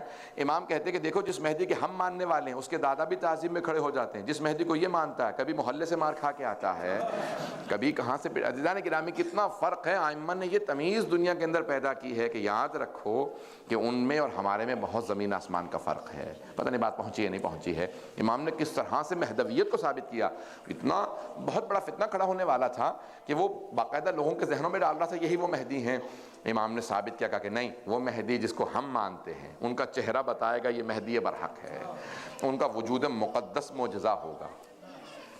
امام رضا کی صرف 2 روایت کو پیش کروں گا اور پھر مصائب کی طرف، بلکہ مصائب کا مقدمہ سمجھ لیں۔ سفر بھی ختم ہو گیا، کبھی آپ انتظار کر رہے ہوں گے اس سال کا محرم آئے گا، اور محرم ختم بھی ہو گیا۔ پوری دنیا میں محرم آتا ہے، محرم چلا جاتا ہے، لیکن برصغیر میں امام حسین تشریف لاتے ہیں، امام حسین تشریف لے جاتے ہیں۔ ہمارے کلچر کے اندر لوگ محسوس کرتے ہیں کہ نہیں، امام حسین ہماری زندگیوں میں آ گئے۔ عزیزان گرامی، بڑے تقدس کو باقی رکھیے، اس تقدس کو پامال نہ ہونے دیں۔ ابھی آپ انتظار کر رہے تھے، آج سفر بھی آ گیا، سفر کی آخری بھی ہو گئی، سفر بھی ختم ہو گیا، ربیع الاول شروع ہو گیا۔ 2 مہینے لوگ غم کرتے ہیں، لیکن آپ پھر بھی 2 مہینے بعد سوگ توڑ دیتے ہیں نا، 2.25 مہینے بعد سوگ ختم ہو جاتا ہے۔ لیکن امام سجاد کا سوگ ختم نہیں ہوا، پوری زندگی مولا گریہ کرتے رہے۔ جناب زینب کبریٰ کا سوگ ختم نہیں ہوا، مولا سجاد پوری زندگی گریہ کرتے رہے۔ ہم سے تقاضا نہیں کیا انہوں نے، ہم سے نہیں کہا کہ تم اتنا غم منانا، وہ جانتے ہیں کوئی اتنا غم منا ہی نہیں سکتا۔ امام سجاد سے کسی نے کہا کہ مولا میرے بھائی کی شادی ہے، تشریف لائیے۔ مولا نے کہا کربلا کے واقعے کے بعد ہم نے شادیوں میں جانا بند کر دیا، میں صرف نکاح کی تقریب میں آؤں گا، میں پوری شادی میں نہیں آتا۔ کہا مولا میری بڑی حسرت تھی، میری منت ہے کہ آپ میرے بھائی کی شادی میں آئیں۔ امام علیہ السلام نے کہا کہ جو بھی ہو، جیسے بھی ہو، میں شادی میں نہیں آ سکتا۔ کہا مولا کچھ دیر کے لیے آ جائیے۔ مولا نے کہا ایک شرط پہ آؤں گا، اگر کچھ دیر کے لیے اپنے بھائی کی شادی میں میرے بابا کی مجلس رکھ لو، اگر مجلس ہو جائے میرے بابا کی، میرے بھائی علی اکبر کی شہادت پڑھی جائے تو میں ضرور آ جاؤں گا، میں مجلس کی نیت سے آؤں گا، شادی میں شریک ہو جاؤں گا۔ کہا مولا ٹھیک ہے، میں مجلس رکھ لوں گا۔ جب مجلس ہونے لگی نا تو امام نے آواز دی، کہا کچھ دیر کے لیے چراغ بجھا دینا۔ کہا جب چراغ بجھا دیں، کہا مولا کیوں چراغ بجھا دیں؟ کہا کوئی رونے میں شرم نہ کرے، حیا نہ کرے، لوگ کھل کے رو سکیں۔ جب چراغ دوبارہ جلائے نا تو دیکھا کہ امام رضا موجود نہیں ہے۔ کہا مولا کہاں چلے گئے؟ امام سجاد علیہ السلام موجود نہیں ہے، کوئی آیا باہر دیکھا امام دروازے پہ کھڑے ہیں۔ کہا مولا یہاں کیوں کھڑے ہیں؟ کہا سب کو خدا حافظ کہنا چاہتا ہوں، لوگوں کو الوداع کہنا چاہتا ہوں۔ کہا مولا یہاں پہ کیوں؟ کہا اب تک یہ تیرے مہمان تھے، اب میرے مہمان ہیں، میرے بابا کی مجلس میں آئے ہیں، یہ اب میرے مہمان ہیں، میں نے خود خدا حافظ کہوں گا۔ بس بھئی میں اور آپ مجلس کا اہتمام کرتے ہیں، مجلس 2-4 گھنٹے ہوئی، ختم ہو گئی۔ امام سجاد علیہ السلام نے کتنا اہتمام کیا ہے۔ 8ویں امام بیٹھے گریہ کر رہے تھے، میں سب کے جملے پیش کر رہا ہوں، جلدی جلدی، ایک 2 جملے ہر امام سے متعلق۔ 6ٹھے امام علیہ السلام سے متعلق ملتا ہے کہ جب 6ٹھے امام کے گھر پہ کوئی آیا نا تو دیکھا کہ مولا بہت زیادہ گریہ کر رہے ہیں۔ کہا مولا کیا بات ہے؟ کہا آج عاشورے کا دن ہے۔ ایک مرتبہ امام علیہ السلام نے کہا کہ تم نے کوئی مرثیہ کہا ہے، کوئی شعر کہا میرے جد حسین کی شہادت پہ؟ کہا ہاں مولا میں نے شعر کہے۔ کہا ذرا سناؤ۔ جب وہ سنانے لگا امام نے کہا رک جا بھی نہ پڑھ۔ امام نے خادم سے کہا ذرا پردے کا اہتمام کر دے، میری ماں سے، میری بہنوں سے، میری بیٹیوں سے، میری زوجہ سے کہہ دے مجلس ہونے والی ہے، وہ بھی آ جائیں۔ جیسے پردہ کھینچا نا کہ ایک مرتبہ امام کی جو گھر میں خادم تھا، اس نے جا کے آواز دی، کسی خادمہ سے کہا کہ امام کی طرف سے حکم آیا، امام کی والدہ حضرت ام فروہ کو بتا دو مجلس حسین ہونے والی ہے۔ جیسے پردہ کھینچا امام کی والدہ آ کے بیٹھ گئیں، امام کی بہنیں آئیں، امام کی بیٹیاں بھی آ گئیں، امام کی زوجہ بھی آ گئیں، سب آ کے بیٹھ گئے۔ وہ جو شاعر تھا نا وہ امام کی والدہ کے خاندان سے تھا، حضرت ام فروہ کے خاندان سے تھا۔ ایک مرتبہ اس نے اشعار پڑھنا شروع کیے تو آواز آنے لگی، امام کی والدہ بلند آواز سے رونے لگیں۔ جب امام کی والدہ کی رونے کی آواز آئی نا تو ایک مرتبہ اس شاعر نے جناب ام فروہ سے کہا کہ اے ام فروہ اگر آپ زیادہ روئیں گی تو آپ کا بیٹا آ کے آپ کو دلاسا دے گا۔ وہ کیونکہ امام کی والدہ کے خاندان سے تھا، بھانجا تھا ظاہراً، تو اس نے کہا اے بی بی ام فروہ اگر آپ زیادہ روئیں گی نا تو آپ کا بیٹا امام صادق آپ کو آ کے دلاسا دے گا، گلے سے لگائے گا، آپ کے آنسوؤں کو صاف کرے گا، اگر آپ بے ہوش ہو کے گر گئیں تو پانی پلائے گا۔ لیکن ام فروہ جب آپ کی پھپھیاں روتی تھیں انہیں شمر تازیانے مارتا تھا، انہیں پانی نہیں دیا جاتا تھا۔ ایک مرتبہ امام نے کہا الباب الباب، دروازہ بند کر دو۔ سارے مدینے والے دروازے پہ آ کے جمع ہو گئے تھے۔ امام نے کہا دروازہ بند کر دو۔ کسی نے پوچھا مولا دروازہ کیوں بند کر دے؟ کہا میرا بیٹا بے ہوش ہو کے گر گیا ہے، میرے جد حسین کی مجلس میں میرا بیٹا موسیٰ کاظم بے ہوش ہو کے گر گیا ہے۔ دیکھا تو امام نے نام نہیں لیا، امام نے کہا میرا بیٹا بے ہوش ہو کے گر گیا۔ دیکھا تو امام کے صاحبزادے امام موسیٰ کاظم بے ہوش تھے۔ کہا کیا بات ہے؟ کہا میں اپنے جد کے مصائب کو برداشت نہیں کر پاتا۔ بس بھئی جب آپ روتے ہیں تو کوئی پابندی تو نہیں نا آپ کے رونے پہ، آپ کو کوئی روکتا تو نہیں ہے کہ مت گریہ کیجئے گا۔ امام رضا کے چند جملے پیش کروں گا۔ امام رضا بھی بیٹھے تھے، ایک مرتبہ ریان ابن شبیب امام کے صحابی ہیں آئے، کہا پوچھا مولا کیا بات ہے، اتنے افسردہ کیوں ہیں، آنکھوں میں اتنے آنسو کیوں ہیں مولا، آپ کی پوری ریش مبارک تر ہو گئی ہے۔ امام نے کہا ابن شبیب، شبیب کے بیٹے تمہیں نہیں پتا آج عاشورے کا دن ہے؟ کہا مولا حکومت اعلان نہیں کرتی ہے، کوئی غم کا اعلان نہیں ہوتا، کہ نہیں آج عاشورے کا دن ہے۔ کہا مولا ذرا اپنے جد کی کوئی مصائب تو سنائیں۔ امام نے کہا انہو ذبح کالکبش، ان کو ایسے ذبح کیا گیا جیسے گوزفند کو ذبح کیا جاتا ہے، جیسے ایک بھیڑ کو ذبح کیا جاتا ہے۔ یہ روایت بڑی مستند روایت ہے، اس میں کوئی بھی شک نہیں کہ امام نے فرمایا ہے۔ علماء نے بڑی بحث کی ہے امام نے کیوں کہا ایسے ذبح کیا جیسے گوزفند کو ذبح کرتے ہیں۔ آپ نے دیکھا ایک بھیڑ کو جب ذبح کرنے لگتے ہیں تو اس کے ہاتھ پاؤں باندھ دیے جاتے ہیں، امام حسین کے ہاتھ پاؤں باندھے نہیں گئے تھے، پھر امام نے کیوں شبیہ دی ہے؟ بھئی دیکھیں جب رسول خدا نے کہا نا علی اسد اللہ ہے، علی شیر خدا ہے، تو وجہ شباہت جو ہے وہ شجاعت ہے۔ یہاں پہ بھیڑ سے کیوں تشبیہ دی ہے؟ اس پہ بڑی بحث ہے کہ جیسے بھیڑ کو ذبح کیا جاتا ہے ویسے ذبح کیا گیا امام حسین کو۔ بھئی امام حسین کے ہاتھ پاؤں باندھے نہیں گئے تھے، کیوں امام رضا نے تشبیہ دی؟ جب بھیڑ کو ذبح کیا جاتا ہے نا تو اسے پہلے پانی پلا دیا جاتا ہے، امام حسین کو پانی نہیں پلایا گیا تھا۔ پھر کیوں کہا امام رضا نے جیسے ایک بھیڑ کو ذبح کیا جاتا ہے؟ کہتے ہیں جب ایک بھیڑ کو ذبح کرنے لگتے ہیں نا تو اسے دوسری بھیڑوں سے چھپا دیا جاتا ہے، چھپا کے ذبح کیا جاتا ہے۔ امام حسین کو چھپا کے ذبح نہیں کیا گیا تھا، بہن 70 قدم کے فاصلے پہ کھڑی دیکھ رہی تھی۔ پھر کیوں کہا امام رضا نے ایسے جیسے گوزفند کو ذبح کیا جاتا ہے؟ مولا کیوں کہا؟ تو علماء کہتے ہیں بس ایک ہی وجہ ہے جو امام رضا نے کہی، جب کوئی ایک بھیڑ کو ذبح کرنے لگتا ہے نا تو کوئی روکنے والا نہیں ہوتا، کوئی نہیں کہتا مت مارو اس بھیڑ کو، مت ذبح کرو، ارے تم بھیڑ کو ذبح کیوں کر رہے ہو، کوئی نہیں کہتا بھیڑ کو ذبح مت کرو۔ امام رضا کہتے ہیں جیسے ایک بھیڑ کو ذبح کیا جاتا ہے ہمارے جد کو ایسے ذبح کیا، کوئی روکنے والا نہیں تھا، مت مارو حسین کو، یہ زہرا کا لال ہے، یہ نواسہ رسول ہے۔ بس ایک بہن کھڑی تھی جناب زینب بار بار دامن پھیلا کے کہتی تھی اما فیکم مسلم، کیا تمہارے درمیان کوئی مسلمان نہیں، یہ تمہارے نبی کا نواسہ ہے، میری ماں نے چکیاں پیس کے پالا تھا، مت مارو حسین کو۔ اجرکم اللہ۔ امام رضا علیہ السلام فرماتے ہیں مجھے اپنے جد کا بہت زیادہ غم ہے، میری پھپھیاں کھڑی دیکھ رہی تھی۔ میں ایک سوال کروں اپنی ماں بہنوں سے، اگر آپ کے سامنے آپ کے بچے کو کوئی تماچا بھی مار دے آپ سے برداشت نہیں ہوگا؟ جناب زینب کی آنکھوں کے سامنے ایک مرتبہ شمر نے ہاتھ میں خنجر لیا، جب سر سے امامہ اتارا جناب زینب نے کہا بھیا، امام حسین نے کہا یا زینب ارجعی الی الفسطیٰ، زینب خیمے میں واپس چلی جاؤ، آپ سے برداشت نہیں ہوگا۔ لیکن جناب زینب نے رخ نہیں پھیرا، جب اس نے خنجر چلایا امام حسین نے کہا او شمر مجھے مت مار، میں تیرے نبی کا نواسہ ہوں، میں زہرا کا لال ہوں، میں علی کا بیٹا ہوں۔ اس نے ایک مرتبہ سیدھا کیا پھر سامنے سے گلا کاٹا۔ امام زمانہ کہتے ہیں میرا سلام و میرے جد حسین پہ، وَالشِّمْرُ جَالِسٌ عَلَىٰ صَدْرِهِ، جب شمر سینے پہ سوار تھا، آخذٌ بِلِحْيَتِهِ، ان کی داڑھی کو پکڑ رکھا تھا۔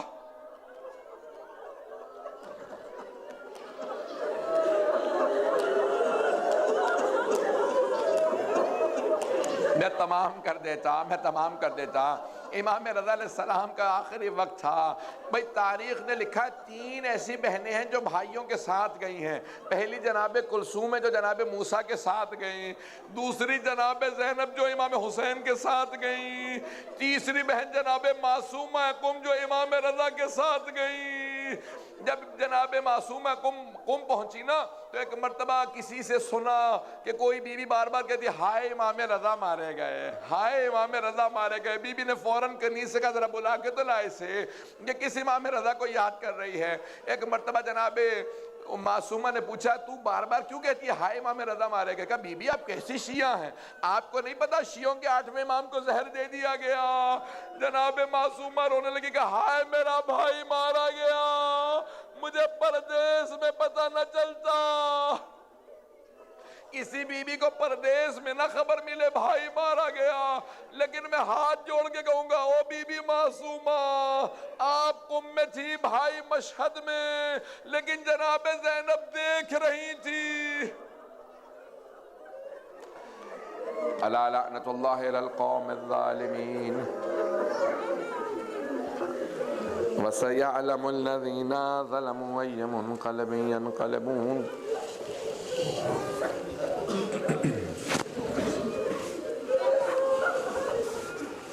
میں نے تمام کر دیا۔ جب جناب زینب مدینے واپس آئی نا تو روایت کے الفاظ ہیں بی بی سب سے پہلے اپنے نانا کے روضے پہ گئیں۔ ہاتھوں کو بلند کیجئے گا، مختصر سی دعا کرواؤں گا، ہاتھوں کو بلند کر کے میری طرف اگر دیکھ سکے تو دیکھیے گا۔ میں آپ لوگوں کو نہیں دیکھ پاتا اس وقت، لیکن اگر آپ دیکھ سکے تو دیکھیے گا۔ جب جناب زینب آئی نا نانا کے روضے پہ، بی بی نے بلند آواز سے رو کے کہا نانا، دونوں ہاتھ دروازے پہ رکھے روضہ رسول کے، بلند آواز سے کہا یا جدہ انی ناعیۃ الیک بولدک الحسین، نانا میں آپ کے نواسے حسین کی سنانی لے کے آئی۔ نانا میں 70 قدم کے فاصلے پہ کھڑی دیکھ رہی تھی۔ نانا جب شمر نے خنجر چلایا میں 70 قدم کے فاصلے پہ تھی۔ روایت کے الفاظ ہیں کہ مدینے والے اتنی بلند آواز سے رو رہے تھے کہ جناب زینب کی آواز نہیں آ رہی تھی، بی بی کی آواز دب گئی تھی۔ لوگ چیخیں مار مار کے رونے لگے، ارے حسین کو اس طرح سے مارا گیا، سارا مدینہ رو رہا تھا، بی بی کی آواز دب گئی، بی بی خاموش ہو گئی۔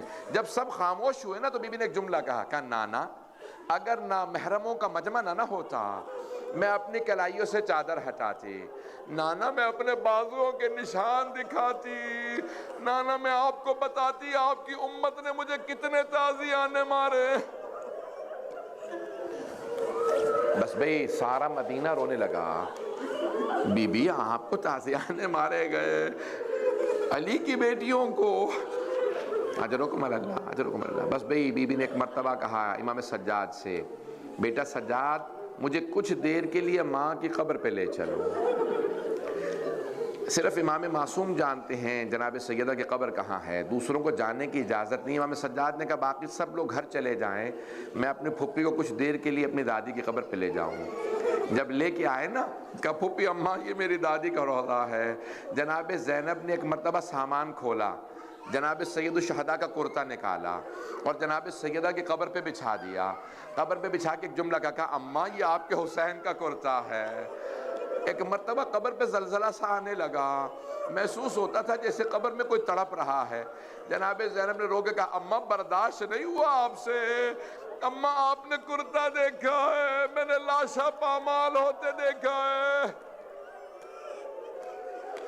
علماء کہتے ہیں کہ ایک خاتون اپنے باپ سے اپنی مصیبت چھپا سکتی ہے، اپنے مصائب کو اپنے بیٹوں سے چھپا سکتی ہے، بھائیوں سے چھپا لے گی، لیکن جب ایک خاتون اپنی ماں سے ملتی ہے نا تو چھپا نہیں پاتی۔ جیسے ہی جناب زینب آئی نا ماں کے روضے پہ تڑپنے لگی کہ اماں اماں میں 70 قدم کے فاصلے پہ کھڑی تھی، اماں جب شمر نے حسین کے بالوں میں ہاتھ ڈالا، بی بی بہت تڑپی بہت روئی۔ امام سجاد نے پھپھی کا بازو تھاما، آخری مجلس ہے نا اس لیے میں پڑھ رہا ہوں، اب اگر برداشت کر پائے آپ، میں بڑے سخت جملے کہنے والا ہوں آگے، اگر دیکھ سکے تو دیکھیے گا۔ امام سجاد نے پھپھی کا بازو تھاما کہا پھپھی اماں بس کیجئے، اٹھایا کہ گھر چلیں۔ کہاں لے کے آئے؟ اپنے گھر لے آئے، امام حسین کے گھر لے کے آئے۔ جب گھر لے آئے نا تو جناب زینب نے ہر بی بی سے پرسہ لیا، سب کو پرسہ دیا، بتایا کیا کچھ ہوا۔ بس ایک مرتبہ جناب عبداللہ ابن جعفر طیار نے بلا بھیجا، کہا سید سجاد اپنی پھپھی سے کہو گھر واپس آ جائیں۔ آپ کو پتا ہے جب جناب زینب کے سامنے لاشیں لائے گئے تھے جناب اون محمد کی بی بی نہیں روئی تھی، بی بی نے آنکھیں بند کر لی تھیں۔ جب شام میں شہداء کے سر واپس آئے نا بی بی نے دوبارہ آنکھیں بند کر لیں۔ جب جناب فضہ نے کہا نا بی بی بیٹوں سے ودا کر لیں، کہا فضہ میں علی کی بیٹی ہوں، صدقہ دے کے واپس نہیں لیتی، میں نے حسین کا صدقہ دے دی۔ یہ جناب زینب نے بہن کی حیثیت سے نہیں کیا، امام وقت کے لیے اولاد کو قربان کیا تاکہ تاریخ میں کبھی بھی امام پہ وقت آئے ہر ماں اپنی اولاد کو قربان کرنے لئے تیار ہو۔ ایک مرتبہ بی بی نے شام میں بیٹوں کے لیے سروں کو دیکھا، آنکھیں بند کر لی، چہلم پہ دوبارہ کربلا واپس آئیں، ہر قبر پہ گئیں، بیٹوں کی قبروں پہ نہیں گئیں۔ جب بیٹوں کی قبروں کے پاس سے گزری نا تو آنکھیں بند کر کے کہا اون محمد الوداع، اون محمد خدا حافظ، اون محمد ماں جا رہی ہے۔ بی بی ایک مرتبہ مدینے واپس آئیں، نانا کے روضے پہ گئیں، بیٹوں کا کوئی تذکرہ نہیں کیا، ماں کی قبر پہ گئیں لیکن کہیں پہ بھی بیٹوں کا شکوہ نہیں کیا، بھائی کے گھر گئیں، بیٹوں کا ذکر نہیں کیا، لیکن آخر ماں تھیں، کب تک برداشت کرچیں؟ جیسے جناب عبداللہ نے بلایا نا کہ گھر واپس آ جائیں، بی بی نے سر پہ برقع رکھا، جب چلنے لگی بی بی کا دل تڑپنے لگا، کلیجہ منہ کو آنے لگا، بی بی کے پاؤں لرزنے لگے۔ ایک مرتبہ تڑپتی ہوئی گھر پہنچی، جیسے ہی گھر میں آئی صحن میں 2 جانمازیں بچھی دیکھی، جانمازیں اٹھا کے سینے سے لگائی اور تڑپ کے رونے لگی کہ اون محمد میرا اس گھر میں دل نہیں لگتا، مجھے کوئی لے جائے، میں جینا نہیں چاہتی۔ بی بی بہت تڑپی، ابھی گریہ کر رہی تھی، زمین پہ بیٹھی۔ جناب عبداللہ ابن جعفر طیار گھر میں آ گئے لیکن بی بی کو پہچان نہیں سکے، نہ جانے کیا بیت گئی جناب زینب پہ، جناب عبداللہ نے پہچانا نہیں یہ زینب ہے۔ ایک مرتبہ جناب زینب کو دیکھا، کہا بی بی کیا بات ہے، آپ کیوں آئی ہیں ہمارے گھر میں، میری زوجہ گھر نہیں ہے، چلی جائیے۔ جناب زینب نے دونوں ہاتھ سر پہ رکھے، ایک مرتبہ بلند آواز سے رو کے کہا عبداللہ پہچانا نہیں؟ عبداللہ میں زینب ہوں، ہم لٹ گئے، برباد ہو گئے، عبداللہ اون محمد مارے گئے۔ نہ جانے جناب عبداللہ نے کیا دیکھا، زمین پہ گر گئے، بوڑھے بھی تھے، بیمار بھی تھے۔ ایک مرتبہ ہمت کر کے پھر اٹھے، جب دوسری مرتبہ زمین پہ گرے نا جناب زینب سے رہا نہ گیا، پوچھا عبداللہ کیا بات ہے، بیٹوں کی شہادت برداشت نہیں ہو رہی؟ جناب عبداللہ نے دیکھا جناب زینب کے ہاتھ ابھی بھی سر پہ ہیں۔ جناب عبداللہ نے کہا زینب وہ دونوں حسین پہ قربان، میں ہوتا میں بھی قربان ہو جاتا، مجھے بیٹوں پہ صبر آ گیا، لیکن زینب میرے ایک سوال کا جواب دیجئے۔ جناب زینب نے کہا عبداللہ کیا سوال ہے؟ کہا زینب یہ کلائیوں پہ نشان کیسے؟ ایک مرتبہ جناب زینب نے کہا عبداللہ ہاتھوں میں رسیاں، کوفہ و شام کے بازار، شرابی کا دربار، مجمع عام، علی کی بیٹیاں، ہاتھوں میں پتھر، باغیوں کے نعرے۔